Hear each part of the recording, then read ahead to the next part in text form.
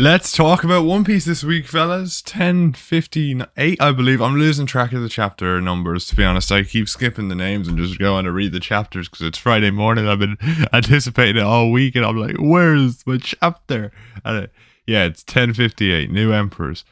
Boys, okay, let's talk about this chapter. Fantastic chapter.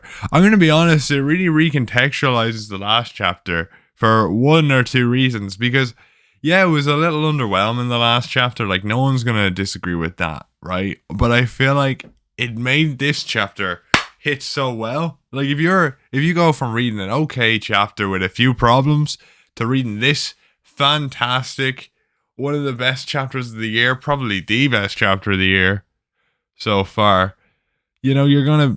It's one of those. It's just one of those chapters. Bounty reveals. Not the posters of some of them, to be honest. I don't know where that's coming from, but I think that's going to be interesting. I have a feeling, now listen to me, we're going to get Zoro's reveal of, like, what happened to him with the Reaper in his bounty poster, and that's why we didn't see it. But the most important thing that came out of this chapter, and as a Jinbei stan, I got to mention it, my guy got the third spot, right? I love Sanji, alright? But Jinbei got the third spot. Right, Wings of the Pirate King, my arse. Sanji's wing was cut. It's time for the real monster trio. Luffy, Zoro, and Jinbei. I'm sorry, lads. Everyone who said Sanji was stuck in that. But honestly, what it probably is now is it's like we got the monster trio, and now we've got an actual, like, Luffy's just out of it now. Because they've renamed his crewmates to his 9 commanders. Like, oh, this is so cool now, because if you think about it, you got the 10 Titanic captains versus the 9 commanders of the Straw Hats. That is so cool. And I don't know if they're going to change the name to, like, some different sort of thing in the official, whether it's not going to be commanders. I just think commanders is really cool. He's got his 9 commanders. So, to be honest with you now, I think we are going to get one more member, and I think it's going to be Vivi. I think... Obviously, people were like, Yamato, but boys, that didn't happen. And I mean, I was expecting it to be like, Momo to do one last gag and be like, just drag Yamato onto the ship, be like, you're going, you want to do this, you're going. But I get why Yamato's staying. It could have been handled way better. And using the Odin gag for it, I don't know, still bad. But I think we're going to get she's going to be the next cover story, he's going to be the next cover story, right? And Yamato's going to be a major focus of this, where, for example, we've got him going around Wano, and maybe people hate him. Maybe people don't like him because he's Kaido's son, or maybe it's because he's using Odin's name. All right, everyone's like, listen, like, we're probably going to get one where some old samurai person's like, you cannot use Odin's name. That name is a respected name in the community. You are like, and maybe that's how she's going to learn, he's going to learn that he needs to be his own person, right? Because at the end of the day, right, Yamato, no matter what he does, has to be Yamato. Whether, whatever the stuff is, whatever he wants to do, or whoever he wants to be, he cannot be a different person. Right, you cannot be someone else. Do you know what I mean? You can change various things about yourself and certain aspects of yourself, like Kiku did, but you cannot change your person. Like, you can, like, I can't just wake up and be like, I'm Dwayne The Rock Johnson, right? Like, I have to, no matter what I change about myself, at the end of the day, you are you, and you have to accept that, right? And trying to be someone else is disrespectful to that person, maybe. I don't know how it's going to handle it, right? Because it's a very difficult issue, because if you phrase it the wrong way, it's going to be like, oh, you can't, it's going to seem like bring up a lot of bad issues, which it's not trying to do. It's not meaning that you can't do that particular thing. It's just meaning yourself, like, you have your own personality and your own being yourself, whatever yourself is to you, but just not another person. Like, taking the name of another person is a bit disrespectful. And maybe because Wano is all about honor and stuff, they might focus on that for Yamato's cover story. But again, that's a load of different options for him. again, it might not happen, and he'll just grow out of it, and he'll be like, I am Kaido's son. You know, he might accept the fact that he's Kaido's son and stop calling himself Odin, right? And stick with Yamato, or maybe he'll change his name to something different. You know, I don't know. But Yamato's kind of a neutral name, so maybe Yamato will stick. But still, my point being is that the Odin thing will have to die before he's allowed in the ship permanently, because I feel like that gag is funny in certain aspects, but I feel like to the people of Wano, it might seem a bit disrespectful, and I feel like that's what they're going to be tackled in the cover story a little bit, and maybe he physically understands, you know, the impact Odin has had, and to use his name and to say you are this person is not only disrespectful to the people who lived through that era and saw Odin and how great he was, but is also downselling yourself, as you believe that you as an individual are not good enough and you have to be someone else, right? So I feel like that's going to be how it's covered, but that's just me, considering identity was a big part of the Wano arc. But that's the last bit we're actually going to talk about one of this video, because it's very important now to talk about the cross guild stuff, because we can talk about the bounties any other time. I'll talk about them, the Straw Hat bounties, any other time. The main trio, like Frank, or there's basically new sectors now. We've got the top 5 of the crew, which is Luffy, Zoro, Jinbei, Sanji, and Robin.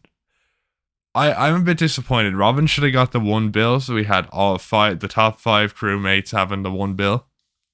It's unfortunate that she didn't get it, but you know, it is how it is. We go whatever. But it's still the sort of thing where I feel like the sectors are pretty decent, right? We got the 4 like middle members with like Nami, Frankie, Nami, Frankie, Brooke, and Usopp, right? They're the 4 sort of middle of the road members, you know, or the bottom half, and then obviously you got Chopper at the end. But I think it's good, and I'm wondering how they're going to handle the 10th, because we're going to get a 10th member at this point, right? Because I'm thinking about it now. They even mentioned the fact it's nine commanders. Wait, no, because we're not.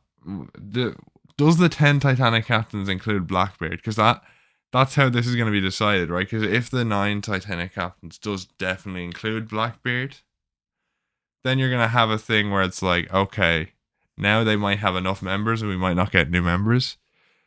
But I just want Vivi to return, lads. I really do. Like, that is my big push for this arc at this point, is Vivi coming back. And it's gonna be a hard discussion, because we don't know where we're going, and we still have no idea. Because this chapter mainly focused on the Cross Guild, which I'm gonna talk about for a bit here, okay? I love the dynamic between Mihawk and Crocodile. I love it so much. I think it's fantastic that they're sort of buddies. You know, they're sort of buddies now in a way, right? And I think it's great. And I think Crocodile having 1 bill is a bit low, to be honest with you. Like, the other 2 of them, Buggy and Buggy and Mihawk have a 3 bill plus bounty, right? But Crocodile's only got a 1 bill, not even a 2 bill. And I mean, yeah, okay, don't over bounty him if he's not that strong. But the way he's being portrayed with Hawkeye and Crocodile, how they're being portrayed as sort of equals in the Cross Guild situation, I would expect them to have not similar bounties, because obviously they know Mihawk is stronger, but at least a bigger bounty than 1 bill. I was still shocked, because part of me thought, nah, Crocodile won't have a bounty over 1 bill. But when I'm sitting back and thinking about it, so like, maybe he should, right? There's a lot to say, and I love how the Cross Guild thing came about, with just the fans printing it, and Buggy. It was all an accident, you know. He was going to collect his money from Buggy, and that's how he did the delivery service, because Crocodile loaned him money, like the underworld boss he is, which I think is fantastic. I love that idea, to be honest with you. And the fact that all this is funded by the underworld and everything like that we saw in Punk Hazard, it's fantastic. I love it. The whole idea of the Cross Guild is getting better and better. And I know I couldn't discuss it before because I was away on holidays, but it is very, very exciting, I have to say. the cross guild is just getting amazing. All the details, it's all building in everything we don't really get to see in One Piece. The bounty hunters, the underworld, Crocodile. Man, just the fact Crocodile's back. What can I say? I'm a big Alabasta stan, right? I was trying to defend why I prefer Crocodile over Doflamingo a while ago. I don't know, man. I really gotta give Dressrosa another shot because I feel like I give Doflamingo. Because, as you know, I had Kaido aesthetically and all the mystery behind him. I love that. And, like, Kaido, we talked about Kaido. I made a whole video on why I think Kaido is now a terrible villain because nothing he was answered. But I flip-flop so much with Kaido because I'm like, well, yeah, but that's part of the appeal because there's still more to learn. But he was the final boss of a saga. But then you're thinking the saga was built up. We got so many high-quality villains in the saga like Doflamingo, even Caesar, Big Mom. Big Mom, for everything in Wano that Big Mom was, she is a fantastic character, and like her abilities are great. Her fighting style is great. It's just her gags and the amnesia was really bad. But then maybe I'm overblowing it. Maybe I am with Big Mom. I don't know. Sometimes I get very frustrated with that character. But anyway, Crocodile, I just love. Crocodile is the antithesis to everything I was saying in the Kaido video. Because we know fuck all about him, but he's just the rule of cool. James Bond motherfucker. I love him, right? He is purely the rule of cool, and I love it. And maybe it's because I'm really into Vivi's character that Crocodile really hits because it had such an impact on Vivi. And also, Misala Sunday, you know what I mean? Like this shit. Oh, but still, I'm very excited. We also got to find out that Mihawk was the Marine Hunter. So he went around hunting Marines back in the day. And that's exciting, right? That is very exciting. Maybe he was, before he was fighting Shanks, maybe he was fighting Kong, or maybe he was the one who took Zephyr's arm.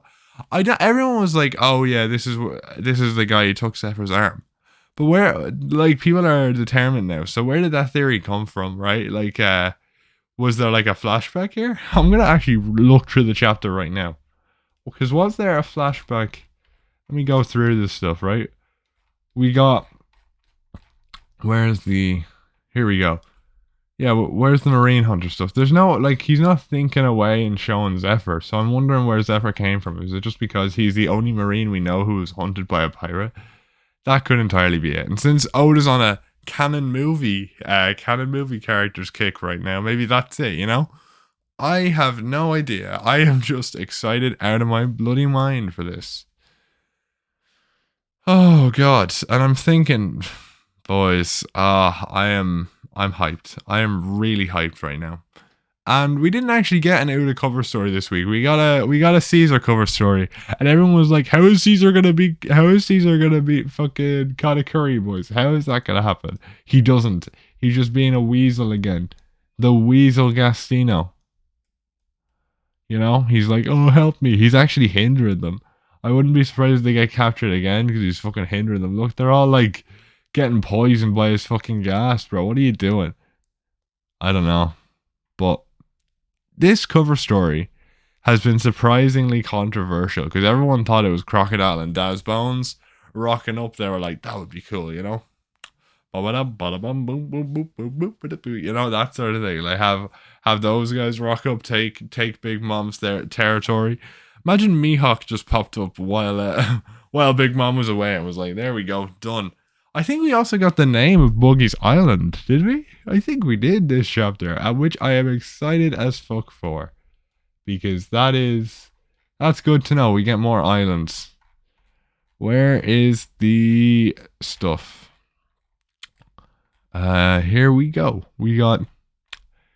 It is... Where's the name of the goddamn island? Empty Bluffs Island. Wow, that tells you all you need to know. And imagine that tells you all you need to know. And I think that's fantastic. To be honest with you, we're getting so many dumps here. I haven't even talked about the biggest, well, not the biggest thing this chapter, but a very interesting thing this chapter. And you know me, right? You know how I feel. I had an idea about Dragon saying like Saba fucked him over. I think Dragon had Kuma, right? He was like, he allowed Kuma to be involved in the world government so he could get plans, he could get maps done. Because Kuma's being traveled around like a car. So if he had like a GPS thing, like, or something drawn a map of where Kuma was and what he was doing, you could actually design out what Marijuana looks like. And I thought Sabo saving Kuma might have fucked over Dragon's plans. And we see he's annoyed at Sabo because he thinks, if he killed King Cobra, I can't really forgive that. And I know maybe it's because he knows King Cobra knows stuff, or do you think they kind of were in cahoots after Luffy freed Alabasti? They learned after Marineford, when Cobra learned about Dragon and the fact that Luffy was his kid, maybe he went to thank Dragon or something. I have to thank my savior's father or some shit. Cobra's that sort of man. And maybe they kind of got in cahoots, and we know Zoro's crew or Zoro's crowd, his village are sort of involved with the revolutionaries. So it's extremely interesting. I think the revolutionaries are going to play a really big part in the coming arcs, and that's going to be quite exciting to see what they do. To be honest with you, this chapter was fantastic. Oda, every time I've said this every time there's a bad chapter, and I'm like, oh no. He brings it back. He always does. Now, I have to say, I can't wait until the anime gets to this. I don't know how we're near. Gear 5's probably going to be like this time next year in the anime, maybe even a bit later. So, it's going to be so long. And by the time, look, we're not going to get a break for like until next week. So I'm pretty sure we have a chapter next week, which I think would be great, but he's going to leave it on some fucking unbelievable cliffhanger, because we got a cliffhanger now that, Sabo's ringing the revolutionaries. And my big idea was, okay, Kuma brought him away, yeah, and Sabo got transported, because everyone's talking about Carrot, right? Everyone's talking about Carrot jumping onto the ship. But what if Sabo and Vivi were transported by Kuma to the Straw Hat ship, and they just jump out like Carrot did in Whole Cake Island? I think that would be so cool. Like, Sabo just, or maybe Sanji comes in and is like, Vivi-chan, all that shit, right? He goes, Vivi-chan, real deep voice, Vivi-chan. Which, I mean, you know what? I don't know how I saw, okay, you know what? I don't know, man. Jinbei's number 3 now, so I'm just happy about that. I love Sanji. His entire arc is my favorite in the entire series.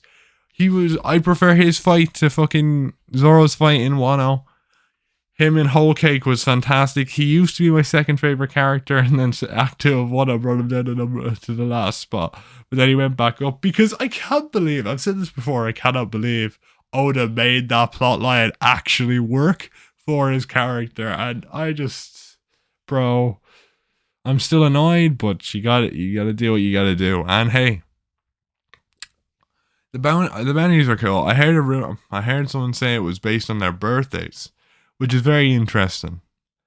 I will say, I think people saying that Zoro's gonna fight Mihawk soon, I think it's a lot further away than we actually think, because his bounty is like roughly just under half of Mihawk, like 400 mil away from half of Mihawk, give or take, right? Or maybe, actually, what is half of Mihawk's bounty? Let's get his bounty up and see what half of Mihawk's bounty is right now. Right, I'm just gonna do a quick, get my calculator up and work this out, yeah? Let's see, because I think it'd be a very interesting thing to find out real quick. Because if Zoro is anywhere close to that, we might see it now, where I could see the Mihawk stuff coming up real soon. But if not, I think Shiryu might be first. You know what I mean? Everyone's talking about Mihawk versus Zoro, but Shiryu or someone else might be first at this point if it doesn't add up. But we'll have to check. Where is me fucking calculator? Should be in default. Oh, here we go. I'm fucking blind, everybody. Fucking blind, fellas. But let's see. 3. I'll just I can do a small one here. I'll do all the zeros as well. Right?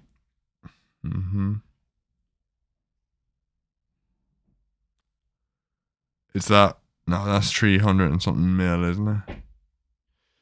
Let's see, fellas. What's this? Is that the right number? I think it is. 35900, roughly. Roughly, it will do something. So no, he's like he's 700 bill off, or roughly 800 bill, maybe. Like, he's quite a bit off. Zoro is quite a bit off anyway, which is interesting because I do think he might get one more bounty hike before he fights Mihawk, and then his very final bounty will be when he beats Mihawk. So I don't think it's going to be as close as we originally thought. Well, when I thought he was going to team up with Shanks, it made more sense. Yeah, he's literally about like 790 mil off, 795 mil off what he needs. Which, you know what? I also do think it's funny that we did get a minor bounty number for increase between Jinbei and Zoro, because does that say how is Jinbei a lot closer in power to Zoro than we initially thought? Because people were going on about Jinbei and how, you know, they didn't like his fight, but if you think about it, he had an easy time with fucking Who's Who. Everyone giving him shit. He had an easy time. He would make short work of Queen. I don't think he'd make actually, would he make short work of King? Because he's water. He's a water karate master, you know what I mean? Like, yeah, you know? So maybe he would make short work of King, because maybe the fire isn't as resilient to that fishman beauty. No, you know what? This Jinbei gag, I love it. But no, I love how Jinbei is just like the straight man. Also, can we talk about this? I haven't brought it up at all, but we get Nami given out to Luffy, and she gives out to Jinbei. No, we need to keep him on a leash, Jinbei. And he goes, Conqueror's Hockey. And alright, it's a joke, I get it, but I need it. I need Nami to get Conquerors, bro. I need like the core 5, like all 5 of the original East Blue crew to get Conqueror's Hockey. I now think that's a fantastic idea. And what a buff for Nami. You know, Zeus was working for someone with one of the most immense Conqueror's Hockey in the entire verse for years.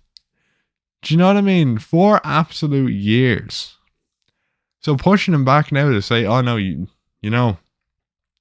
pushing him back now to say no, he could actually help her master the Conquerors, because he's had the infusion of Conquerors in his body and in his lightning for years. He might be able to bring it out of Nami just like Enma did. Which for Zoro, you know what I mean? Which I am super excited for. A Nami buff is what I need. Lodestar, boys. I want Lodestar to come quicker now. We need a Nami buff, lads. You know, this chapter has a lot for me to chew on. And I'm super excited. Oh man, there's so much out. Oh, I have to say, right? The phone screen doesn't do these chapters justice. Like, I read these on my phone first thing in the morning before I head out, and I don't get a proper view of it. All the small details, it's just great. And having them on the ship again is fantastic. You know what I mean? Still feel like, as usual, Oda's disrespecting Robin, not giving her the 1 bill, but you know what? We forgive, you know, we all forgive. Fantastic. But with that being said, what did you guys think of the chapter?